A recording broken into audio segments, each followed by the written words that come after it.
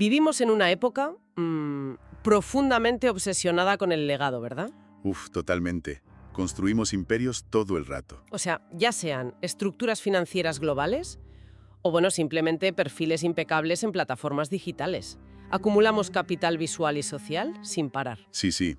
Operamos bajo la premisa de que el tiempo es un recurso inagotable a nuestra disposición. Exacto. Actuamos como si el control nos perteneciera de forma inherente, como si siempre hubiera un mañana asegurado. A ver, es una ficción psicológica necesaria para la civilización.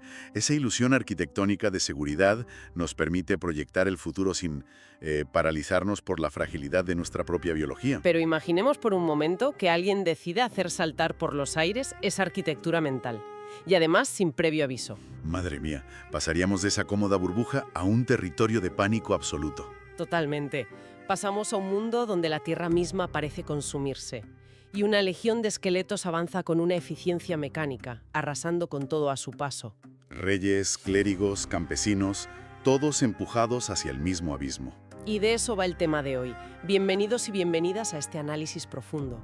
Nuestra misión hoy es diseccionar una de las obras más apocalípticas y francamente formidables de la historia del arte europeo. Hablamos de El triunfo de la muerte. Eso es, pintada por Peter Bruegel el Viejo entre 1562 y 1563.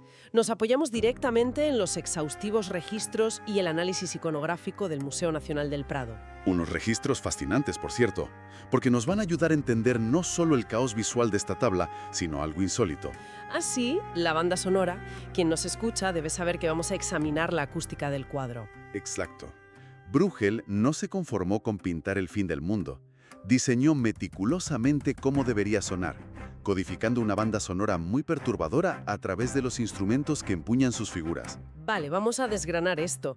Para ubicarnos frente a la pieza física, hablamos de un óleo sobre tabla inmenso. Mide 117 por 162 centímetros. Una barbaridad de detalles en ese espacio. O sea, toda la superficie está saturada de información.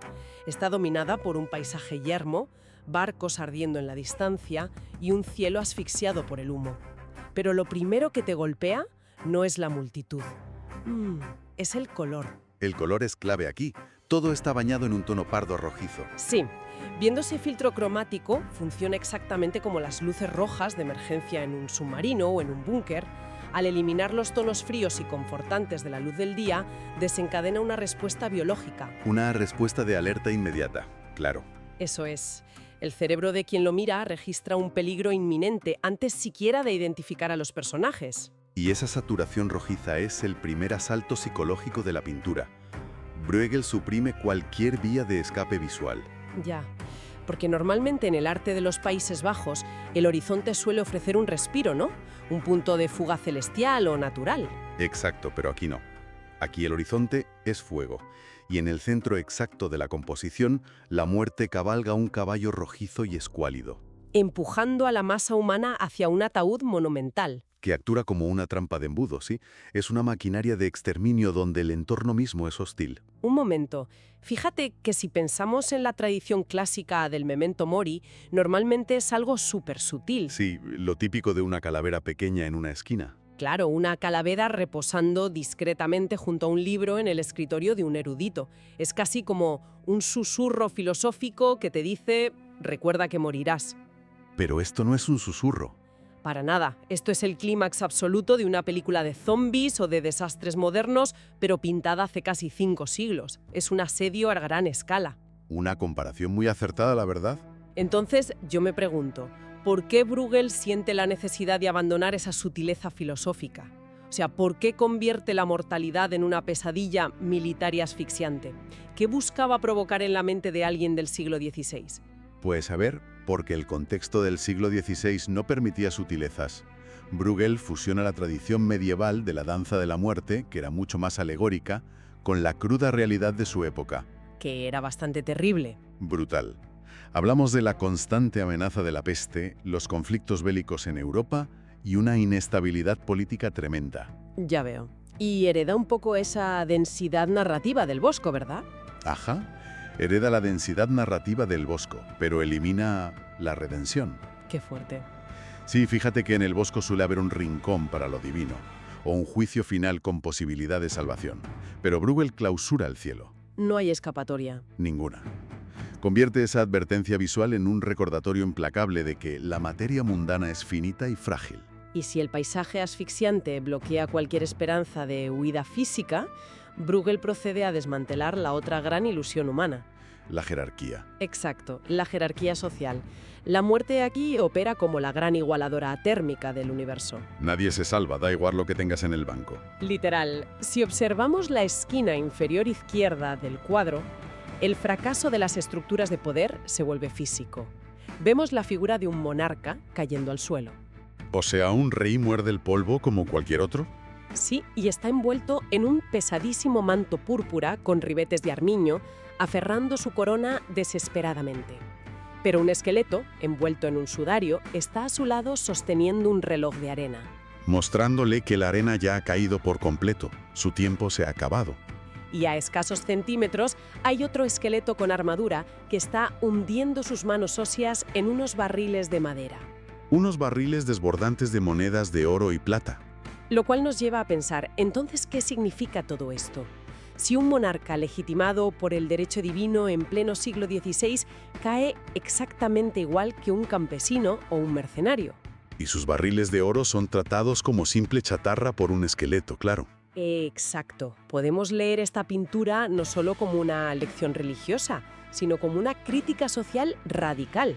O sea, casi subversiva sobre la jerarquía del siglo XVI. Totalmente. Lo fascinante aquí es cómo Bruegel coreografía la impotencia.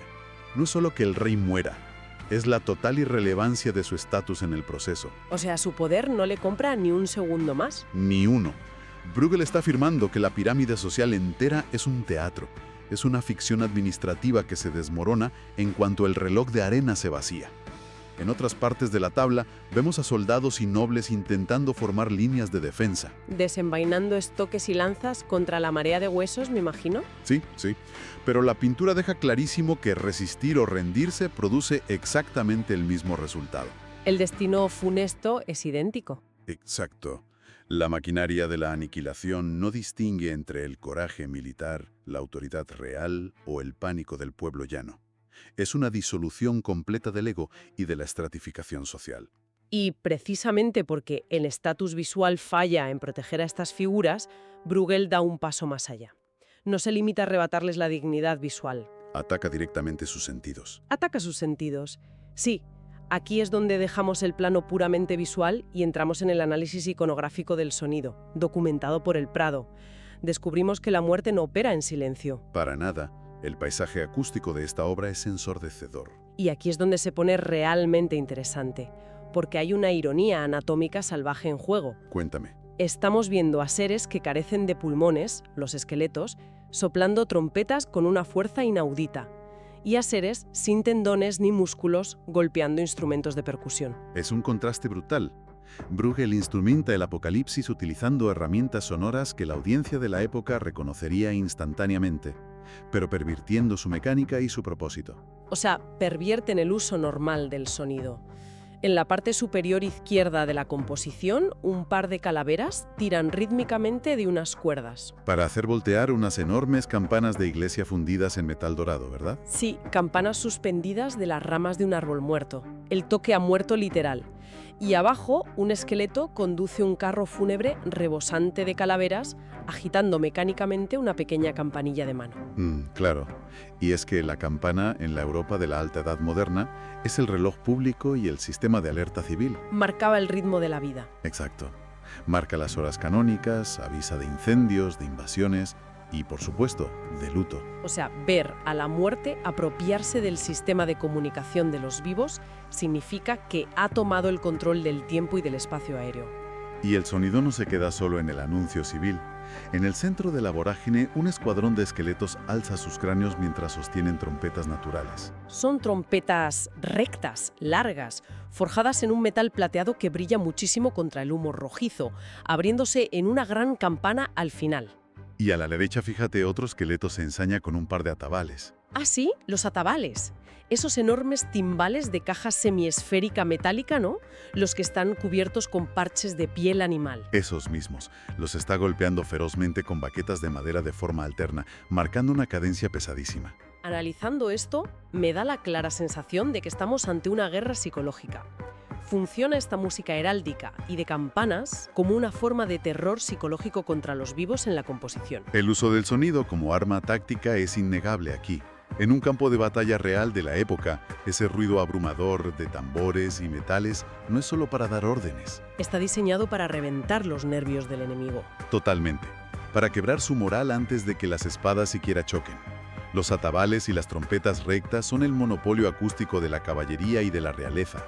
Anuncian la soberanía y marcan el ritmo de avance de la infantería. O sea, al poner estos instrumentos militares en manos de esqueletos, la muerte asume el papel del ejército conquistador definitivo. Está declarando una guerra de asedio, y el sonido ensordecedor destruye cualquier posibilidad de pensar o de articular una defensa. Es el caos organizado. ¡Qué agobio! Pero, en medio de este estruendo militar de trompetas y tambores de guerra, hay un instrumento que rompe el esquema por completo. Y que resulta, de hecho, mucho más escalofriante por su naturaleza. Sí, hablo de la zanfoña. El esqueleto que conduce el carro fúnebre lleva colgada en bandolera una zanfoña. La inclusión de la zanfoña es un golpe de genialidad macabra por parte de Bruegel. Físicamente, para quien no la ubique, es un instrumento de madera con una caja de resonancia en forma de pera. Y su mecanismo es crucial para entender el efecto. No se sopla ni se puntea. Tiene un manubrio en un extremo que el músico hace girar constantemente, y eso mueve una rueda de madera untada en resina que frota las cuerdas desde abajo. Mientras con la otra mano presiona un teclado para cambiar las notas. Ese mecanismo de rueda produce un sonido continuo. Como un zumbido monótono e ininterrumpido. Al ser mecánica, no necesita pausas para respirar. Es, literalmente, una máquina de hacer ruido. Y culturalmente en los Países Bajos, la zanfoña es el sonido del pueblo. Es el instrumento de los mendigos ciegos, de las tabernas, de las ferias rústicas y las fiestas campesinas. No tiene nada que ver con la nobleza del laúd ni la autoridad de la trompeta, claro. Nada. Es un sonido persistente, áspero y sobre todo festivo. Que la muerte decida acompañar al arrastre de los cadáveres hacia el ataúd tocando un instrumento de fiesta popular es una burla despiadada. Transforma la masacre en una especie de celebración burocrática y mecanizada. Madre mía, esa mezcla es dantesca. Ya te digo. Trompetas destrozando la moral, campanas anunciando que el tiempo ha expirado y el zumbido rasposo de una zanfoña tocando una melodía de taberna mientras el mundo arde. Sin embargo, hay un rincón en la esquina inferior derecha que parece estar blindado contra este infierno acústico. ¡Ay, sí! Es un grupo minúsculo que habita una burbuja de disonancia cognitiva absoluta. La pareja de amantes. Es el contrapunto psicológico más poderoso de la tabla. Es el equivalente del siglo XVI a estar mirando memes en el móvil mientras el edificio está en llamas. Están sentados en el suelo, vestidos con telas finas de cortesanos, completamente embelezados el uno con el otro. Mientras el rey experimenta el colapso de su poder en el lado izquierdo, estos jóvenes en el lado derecho experimentan el colapso de su intimidad. Aunque aún no se hayan dado ni cuenta. Él sostiene un laúd, ese instrumento de cuerda abombado con el clavijero inclinado, y canta mirando a la mujer. Y ella le hace los coros siguiendo la partitura de un libro de música. Claro, teniendo en cuenta que en el Renacimiento el laúd es el símbolo de la armonía, la afinación perfecta y el orden del universo, la ironía es cruel. La atención visual recae en lo que sucede justo a sus espaldas. Un esqueleto se ha infiltrado en su círculo íntimo. Sí, y está tocando una vihuela de arco. Y lo que llama la atención no es solo el instrumento, con esos oídos en forma de C y puente curvo, sino la física del cuerpo del esqueleto. Su postura es grotesca, forzada. O sea, está metiendo el arco entre las cuerdas de una manera que sugiere que lo que está tocando no es un acompañamiento armonioso, sino una disonancia chirriante que destroza las proporciones matemáticas del laúd. Es la presencia de ese esqueleto la burla definitiva de Bruegel a la idea de la armonía perfecta humana. Y conectamos esto con el panorama general, la escena encapsula la tragedia de la negación. Es un contraste brutal entre la música solista e íntima del laúd y la inminencia de la muerte. Que literalmente les está haciendo los coros. Literalmente, la música cortesana del laúd exige un entorno controlado. Es un arte del refinamiento que asume que el mañana existe. Pero el esqueleto, con la vihuela de Arcop, rompe todo eso. Claro, un instrumento que requiere una técnica exquisita no solo genera una cacofonía física, sino temporal. está tocando el final de la canción antes de que ellos la terminen. Y hay un detalle demoledor que revelan los análisis iconográficos, ¿verdad? Sí, la notación musical en el libro que sostiene la mujer es deliberadamente ilegible. O sea, una partitura ininteligible. Qué forma tan brillante de cancelarles el futuro. La melodía de la vida que creen estar construyendo no existe, no está escrita, jamás llegará a sonar. Y a sus pies yace una flauta travesera descansando junto a un estuche oscuro. Inútil. Están atrapados en un presente ilusorio, tocando para nadie, mientras el ejército de la muerte les pisa los talones. Es un nivel de ignorancia frente a la crisis inminente que resulta muy incómodo de ver. Incómodamente familiar, diría yo. Y esto nos lleva a la paradoja final de esta obra, que ocurre fuera del marco de madera. Su historia física. Exacto. Hablamos de una pintura creada expresamente para pulverizar el ego de los poderosos, para decir a los reyes que su riqueza y poder no valen nada. Y sin embargo, el objeto físico terminó colgado precisamente en los salones de los reyes. Es una ironía enorme. La trazabilidad de la procedencia de la obra es un estudio fascinante sobre cómo el poder intenta domesticar el arte subversivo. Tras salir de Flandes, la tabla viajó a Italia, a la colección del duque Vespasiano Gonzaga en Savioneta. Luego pasó a manos de aristócratas en Nápoles, como el duque de Medina de las Torres, Ramiro Núñez de Guzmán.